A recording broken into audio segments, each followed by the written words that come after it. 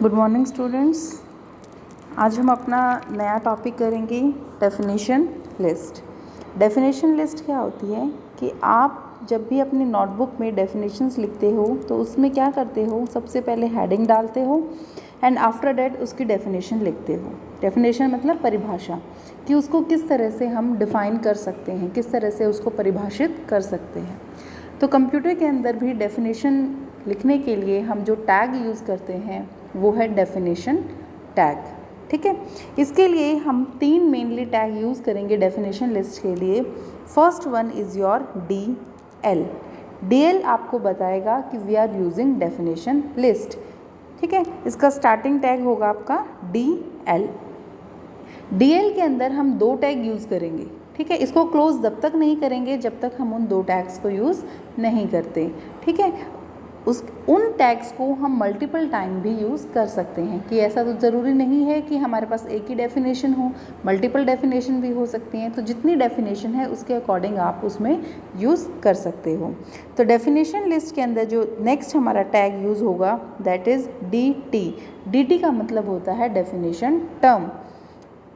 Third tag है हमारा DD। DD का मतलब होता है डेफिनेशन डेटा, कि जो हमने हेडिंग डालनी है वो हम डालेंगे डेफिनेशन टर्म के अंडर, और जो उसकी डेफिनेशन है, जो उसकी परिभाषा है, वो हम डालेंगे DD टैग के अंदर।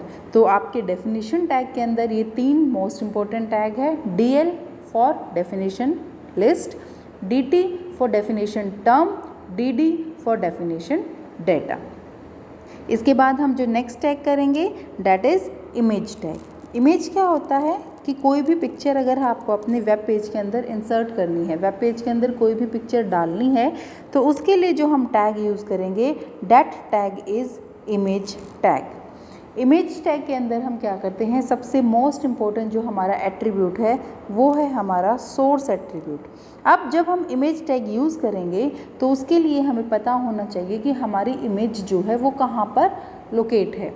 ठीक है, तो उसके लिए हम क्या यूज़ करेंगे, उसके लिए हम सोर्स एट्रीब्यूट यूज़ करेंगे। Source is equal to double code. Okay, तो डबल कोट, और यहाँ पर जो भी हमारा सोर्स है, जैसे मान लो हमने डेस्कटॉप पे अपनी इमेज सेव कर रखी है, तो हम यहाँ क्या लिखेंगे, फ्लावर। मान लो फ्लावर की इमेज है तो flower.jpg, और कोट्स को बंद कर देंगे। तो ये हमारा एट्रीब्यूट था सोर्स एट्रीब्यूट। सोर्स एट्रीब्यूट के अंदर हम डिफ़ाइन करेंगे कि हमारी इमेज जो है कहाँ से इंसर्ट होनी है, उसकी लोकेशन क्या है, उसका पाथ क्या है। क्लियर। इसके बाद जो नेक्स्ट एट्रीब्यूट हम इसके अंदर यूज़ करेंगे इमेज टैग के अंदर, that attribute is width and height.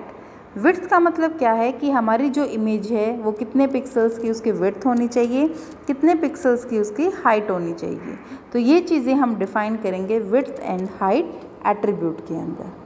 ठीक है, नेक्स्ट एट्रीब्यूट जो हम इसके अंदर यूज़ करेंगे इमेज टैग के अंदर that is most important attribute and it is called alt attribute. Alt का मतलब क्या होता है, ऑल्टरनेट, कि अगर जो इमेज आपने इंसर्ट की है, सपोज़ वो इमेज आपने नेट से इंसर्ट की थी और उसने आपने जो पाथ है वो भी नेट से का जो पाथ आपने फॉलो किया उसी को यूज़ किया है। ठीक है, तो अब वो इमेज जो होती है, किसी भी इशू होने की वजह से हमारी वो जो इमेज है वो अपलोड अगर नहीं होती है, तो उस केस में हम क्या करते हैं, ऑल्ट एट्रीब्यूट में डिफ़ाइन कर देते हैं। क्या, कि अगर मान लो वो इमेज आपकी नहीं अपलोड हुई तो हमें क्या लिखा मिलना चाहिए, उसका ऑल्टरनेट क्या है। तो सपोज़ ऑल्टरनेट में हम लिख सकते हैं कि flower image is not found, या फिर हम लिख सकते हैं कि this is an flower image.